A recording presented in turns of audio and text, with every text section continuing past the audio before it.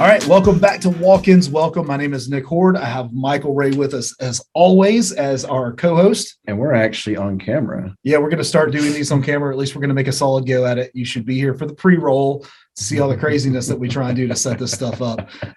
As always, it's our job, our pleasure, and our privilege to help urgent cares and medical facilities triple their revenue through digital marketing services and exceptional patient value. Yeah, absolutely. And so talking about all things digital, we're actually going to kind of deep dive into the marketing budget side of things, because let's be honest, marketing is a great thing. It costs money. It does. Like they'll say word of mouth is free marketing. Kind of like there's money there too. Sometimes just time that's being cost.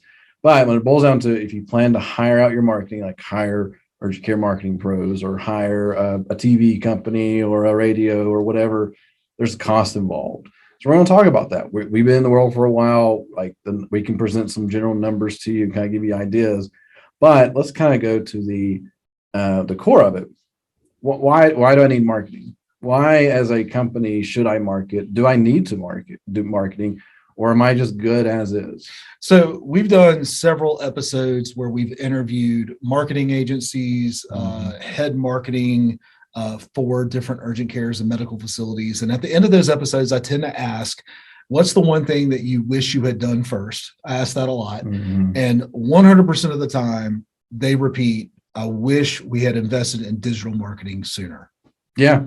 And we're not trying to toot our own horn here. It's just simply toot. I mean, I guess we could, but the reality is, people don't just drive by your business all the time. You have to go to them sometimes. And digital is one of the most effective pinpointing ways you can do that.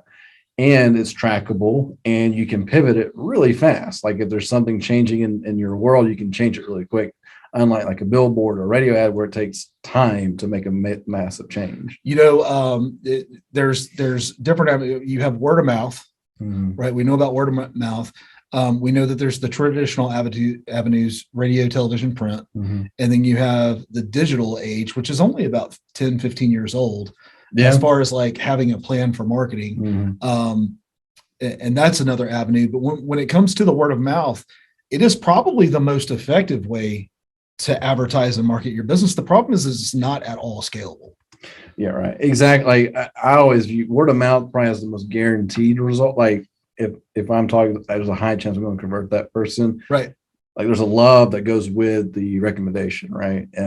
But you can't scale it, and then it's not predictable. Right. And it's hard to make it repeatable. That's right. It's hard to repeat that process and have an expectation on the other side. And if you end up losing the key person who was your word of mouth person, it's harder to replace too. Especially if you make them mad too. Yeah, and it goes because word of mouth is great, but it's also really great to get you in trouble. So an argument could be made that you need to have a strategy for word of mouth, and that's not what this episode's for today. But as you think about investing in your marketing, having a strategic plan around your word of mouth business is going to be important. Just a couple of tips and tricks there is one is obviously asking for reviews, asking people to hashtag your company in whatever social media their post is in, tag your company in their social media, reward people for doing that in some unique way. There's some past episodes on how to do that and how to garner reviews and all of that. And I encourage you to go back and listen to those. But having a strategy around your word of mouth business, I think is important, and I think it needs to be invested in. Yeah. So traditional, this is your television, radio, and print.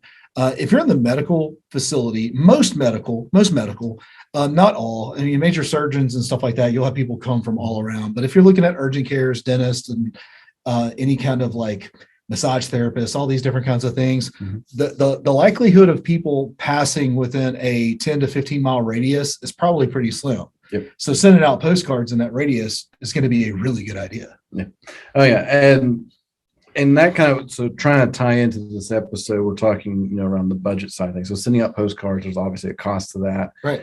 And the challenge like postcards, it's a one hit, right? You send out one hit. If you want to send out more, you got to duplicate your budget for it. So, but I wanted to kind of touch on, before we deep dive into the budgeting side, go to the core of why there's really, and there may be more, you may have more options here, but two main reasons why I'm marketing: one, to generate more patients, or two, to show off and be more recognized in the community. That's right. That's pretty much, if you're going to bullet down, why am I spending money on marketing? That's probably why. Right. So let's talk about that in the sense of, let's talk about your patients. You want to have more patients. Why do you want more patients? Because you want to grow your business. Why do you want to grow your business? And you got to dive deep into the whys behind it, because sometimes it's hard to say, I'm going to spend $50,000 on marketing this year. Why? It's not just like, granted, I think we have a couple of clients here and there that just have it as a line item. They're just, I'm supposed to spend this, I'm going to spend it. But there's a lot of them like, I need some type of return to come out of it. One of the questions we ask, what's a win? Yeah. If we do this for instance, like, hey, you hired us to do this work, what does that look like? Saying, I'm so happy I hired you. What does it look like? And some of our customers have struggled to give us a defined answer. Some of us, we'd just like to get some more nurses, some more front desk people. We would like to get some people to, a win to me looks a lot like staff. Yeah. Right. And then others are, we want repeat business. Right. And so there, a lot of times we'll go in with a reactivation campaign where we take an entire database and then target those people and talk to those people and get them to come back through the door. And there's a budget for that. Like, you need to set aside time, money, and effort for that. And then of course there's the direct outreach where you're going out into the world and saying, hey, come be our patient. Yeah, exactly. So let's talk about budgets, like the actual hard dollar amounts. Now, the gold standard, which I don't think hardly anybody follows, but everybody says 10% of your total revenue should be your marketing budget. Right. That's a hard pill to swallow for some people, because when you say not profits, revenues. So if you're $1 million company, you're supposed to spend $100,000 in that year on marketing. That's right. For a lot of people, that kind of sucks and they can't do it. And part of it's because it's not a focus. And then the other is like, I don't have the profits to do that. So why though? Why do they say 10%? I know. What are your thoughts? Why do you think they say 10%? Well, one, it's easy math. Right? I'm serious. One, it's easy math. Two, typically speaking, a profit margin in the medical facility should run anywhere between 25 and 40%.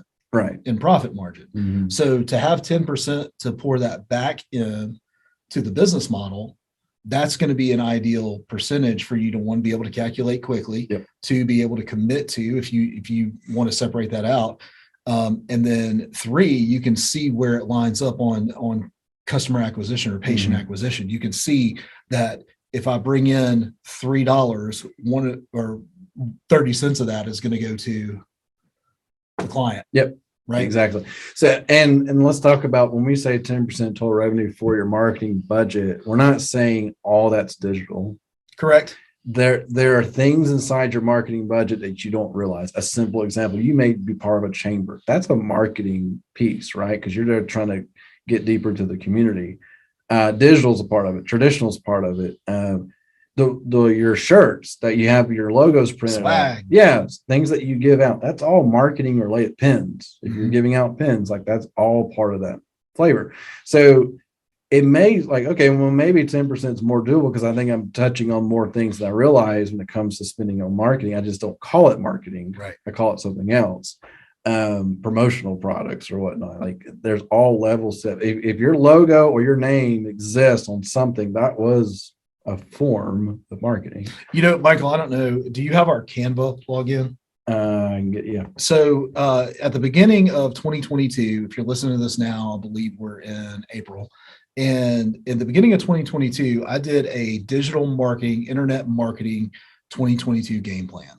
And in that, we put together a worksheet that we'll have Hannah drop in the show notes. But if you'll click over to that, you can see how we've broken down exactly where you can allocate your money with formulas and everything that you would need in order to allocate that. And we built it off 10%, but if you want to go 5% or 8%, or even you want to get super aggressive because you're a brand new startup and you want to go 12%, there's a way to do that. Well, and I think she even noted, like, she's actually going to provide the actual spreadsheet itself. Yeah. So it's a live spreadsheet that you can plug numbers into. So it's a nice, we're not asking for my email address so we can send it to you. So we're not trying to obligate you into something, but that's right. But it's a starting point. And it's funny because in our eyes, like in the marketing world, we do a lot of simple math. Like honestly, right? That's right. And we have to do that because you have to just simplify and have a goal. Having a goal of $100,000 of your $1 million that you made spent for marketing, that's a goal. Will you hit it? Right? Can you hit it? Can you break it out? What will take over those pieces? And that spreadsheet will help kind of define a little bit of that for you. Here's what I know for sure, Michael. If you don't plan for spending that budget, I know this personally. Yeah. If you don't plan for spending that, you'll find ways not to. Yeah. They always joke, marketing is always the first to go. And it should be the last. But yeah. That being said, and that's literally not because we own a marketing agency. That's because it's the one thing that can help you grow. If anything, it's the one thing that can help get you out of the hole that you created. Right. Because it's, if you cut, and people are like, oh no, I have to cut marketing because I'm running out of money and I have to take care of my immediate expenses. Well, sure, there's some merit there for sure. But if that's why I like digital, if you can identify, hey, we spent $5,000 on digital last month and we were able to see 100 more patients that ended up resulting in $8,000 to $10,000 or more of business, which could have been a lot more. Why would you turn that off?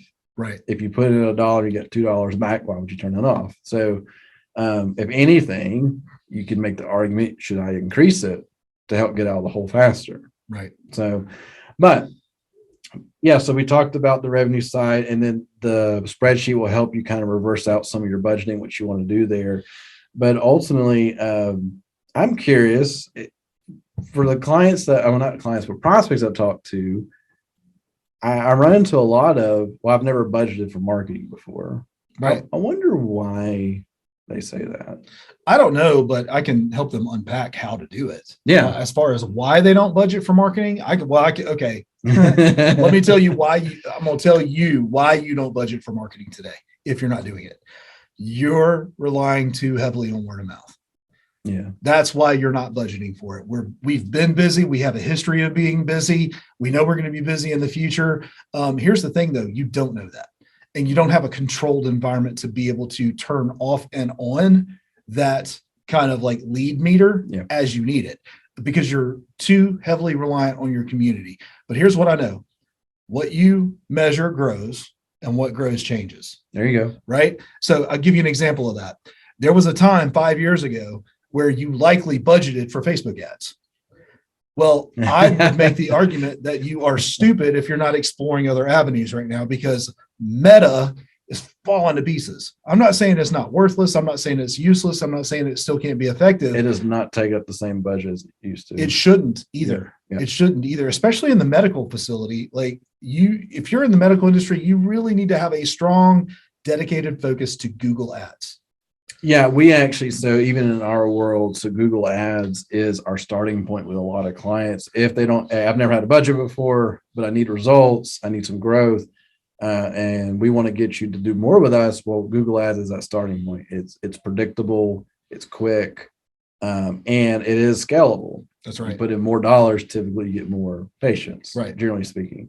So, but the reason why we like Google Ads so much, it is pure intent, right? Because these people that are searching for urgent care near me, that means they need your services. That's right. Period. Yeah. Like Facebook and Instagram, any scroller that'd be nice. That's television, radio, and print. That's interruption marketing. Yeah. So that's like the nice. It's okay. There's an urgent care near me.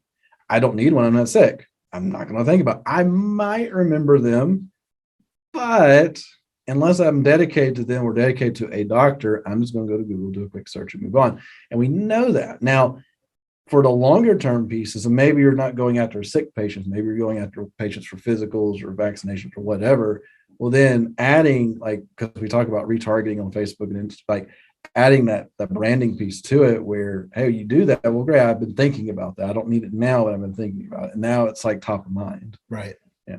And then TikTok is our newest venture that everybody's trying to figure out at the moment. So. Yep. More to come on that. I've got some exciting things that I'm working on personally for our urgent care space and our medical space on how to get leads, really, and new patients through your door using TikTok. And that'll be fun. Stay tuned. We're going to have, I'm even thinking about doing a dedicated webinar just on TikTok advertising. But yeah. I want to get crystal clear on what I'm trying to communicate whenever I do that. So more to come on that. But there's an order to how to spend your budget. So we talk about how to budget, like, should I put 10%, 5%, 12%, whatever. Mm-hmm. But there's an order to where you should start. And if I'm going in an order where we'll talk about each one, but let me belt them out real quick and then disagree with me if you think it's different. Okay. All right. So 1, Google Ads with a properly set up landing page. Yep. Okay. So that you can convert immediate need customers. Mm-hmm.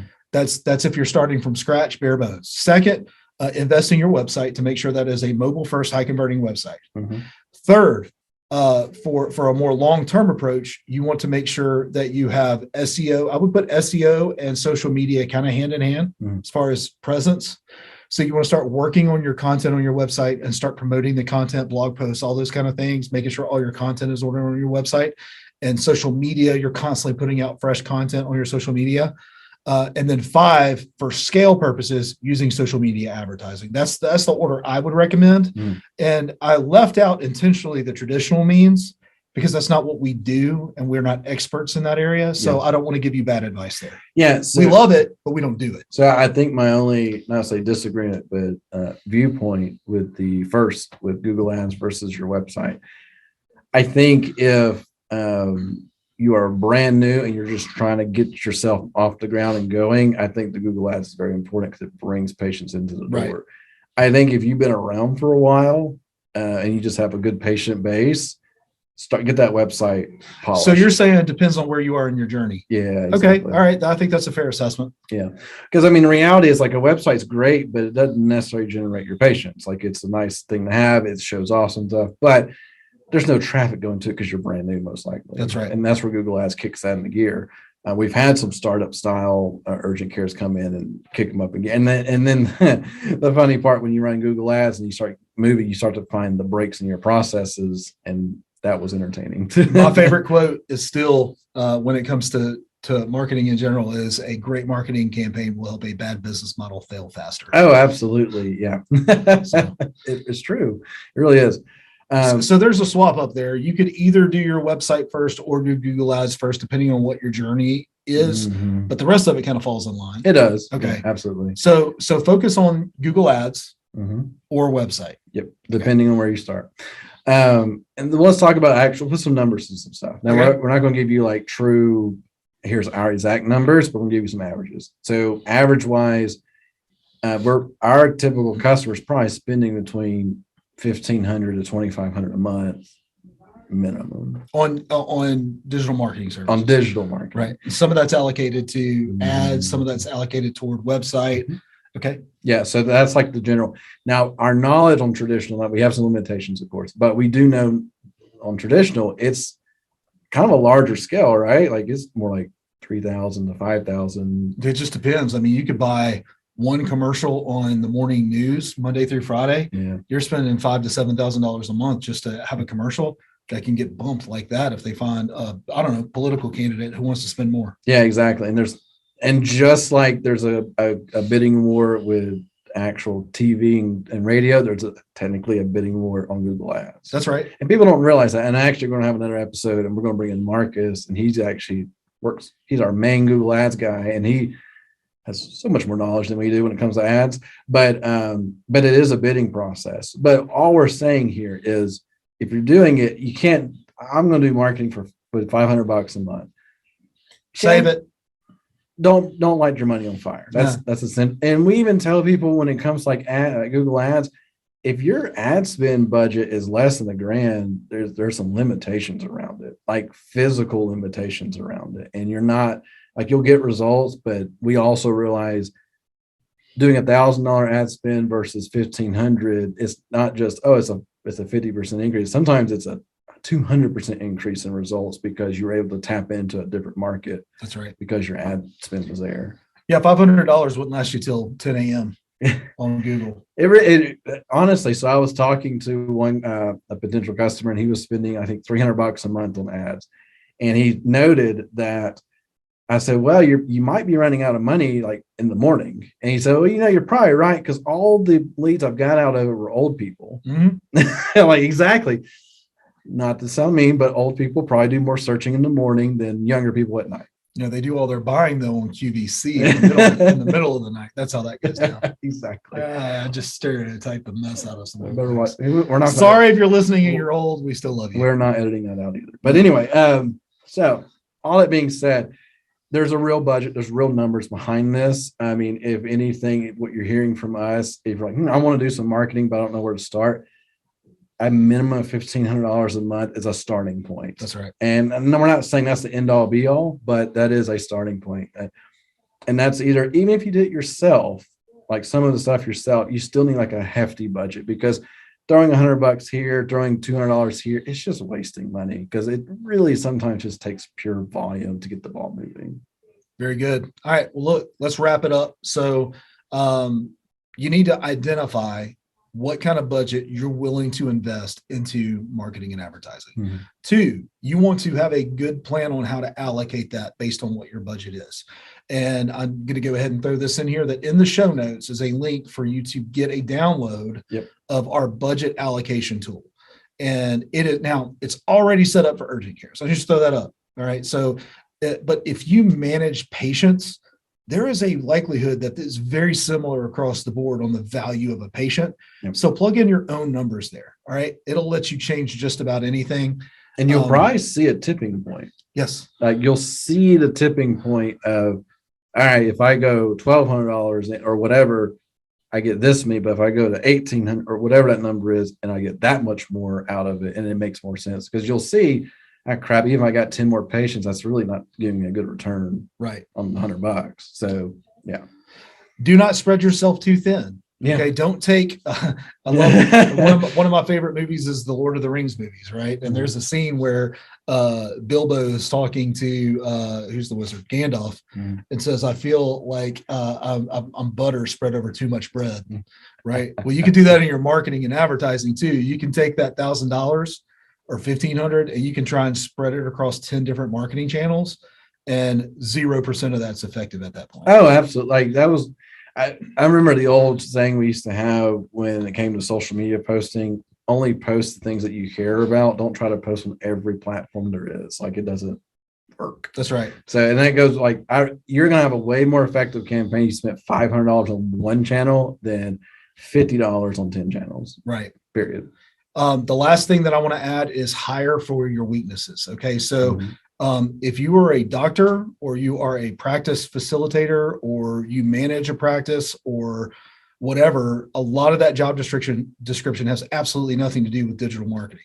So you either hire a full-time digital marketer to come in and fill those gaps for you, or look for a competent agency like Urgent Care Marketing Pros. Look for a competent agency that knows what they're doing in these spaces, so that you can maximize your return on investment. But Nick, there is a cost to doing business with an agency. Well, guess what? There's also a cost to doing business with hiring an employee too. There's a cost of business. There's a cost to do business. And as a startup, if anybody understands this, I understand this, is that as a startup, you want to minimize your cost, right? But if you're intentional about doing marketing of any type, then you need to make sure that you have somebody who knows what they're doing it, or you'll spend all of this money and get no result. Oh yeah, every single time. And that, I would say, like, that's the best part with digital. We can actually pinpoint a dollar amount. Like, we love seeing cost per acquisition, because we actually know if you have a $50 patient and it only costs you $12 to get that patient, that's a win. Right. So, well, we have opened up opportunities for us to start working with some new clients. We've been in a position where we've been trying to catch up on existing clients, making sure everything's current, making sure that all of our clients are well taken care of and dialed in, and they are. And so we are opening up some more opportunities where we're looking for somewhere in the tune of 3 to 5 new urgent cares or medical practices that we can help. So if that's you or somebody that you know, please reach out to us and let us know. We do a free evaluation on where you are. We call it our digital footprint. It's what you look like online, what you're doing right, where there's gaps, and how we can help you fill them if you need us. Absolutely. We're very good. Yep, all right. Well, here we go. So now we've talked about, I was looking, we're basically 20 plus episodes into this now, and we're touching every aspect we can. But we've gained enough We've gained enough popularity that we actually have quite a few interviews coming up. Absolutely. I'm looking forward to them too. Yeah, there's urgent care owners. I'm trying to actually get in process of getting Clockwise. Like I've got a connection now. So by the way, Clockwise, if you're listening, please come here. But I'm trying to connect right now to that, which I know Clockwise is a fun place for a lot of urgent cares. So anyway, all that being said, you're going to hear a bunch of cool different viewpoints from a lot of different things in the next couple of episodes. Well, until then, we hope you go out and you crush it. Make sure that you're taking exceptional care of your patients. They need you, and so does your community. So until then, we'll see you next week.